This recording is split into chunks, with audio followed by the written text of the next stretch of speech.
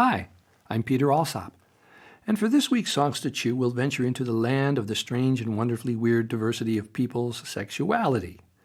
If you're familiar with my work, you know that I often use humor in my songs to make a point or share some tidbit of information that I found valuable.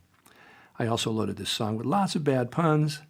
It's called My Secret from my first album, Peter Alsop. I wanted to take a closer look at some of the diverse behaviors that people find sexually exciting. Many of them are common, but there are many more that people keep secret and hidden in the closet for fear that other people may regard these behaviors as not okay or weird, exotic, disgusting, sacrilegious, shameful, dirty, illegal, sinful, or just plain silly. I was intrigued by them. Many of these behaviors puzzled me greatly and still do to this day. So, with that being said, here's our song for today, My Secret. This is a song that's based on the premise that we are all equally sexually bizarre. Okay, and it's a sing-along. It's called My Secret.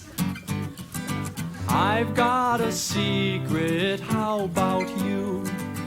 Let's tell each other what we do. I've got a secret, how about you? Oh, let's give it a try. I've got a secret, how about you? Good. Let's tell each other what we do. Very normal. I've got a secret, how about you? Well, Friday night I'm feeling right, 'cause I get paid. Right back to my little room, and I pull a shade. Off with pants and quickly on with that dress I made. Wig in place, I paint my face and my arms with marmalade. Nobody knows my secret, nobody shares in my fun. I walk around in my nylons, 'cause I don't want them to run. Everyone hides some secret thing they've done. So if you're strange, don't make a change. Spread your jam and hug your lamb and let your vibrator hum. Come on. I've got a secret, how about you? Let's tell each other what we do. I've got a secret, how about you? Now all week long I drive a truck, I'm kind of shy. But I read Playboy magazine like a normal guy. And I love eating my mom's homemade apple pie. But she don't know her marmalade goes in the pantyhose I buy. Nobody knows my secret, nobody shares in my fun. I spread jelly on my belly, I spread it on my buns. I'll tell you if you'll tell me. Do you get hot with your bathroom locked while I cool my nerves with mom's preserves? It's just a difference of degree. I've got a secret, how about you? Let's tell each other what we do. I've got a secret, how about you?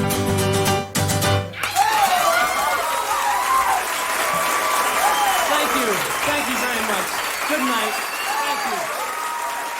Peter Alsop. I don't really think that we're all equally sexually bizarre, as I said at the beginning of the tape. I do think we have a huge range of sexually diverse human behaviors that we humans mix with our sexuality. Some people find that role-playing, pretending to be other people, can be exciting. And some folks are intrigued with the power differentials between partners as they play games with sadomasochism and bondage between consenting partners or groups of people.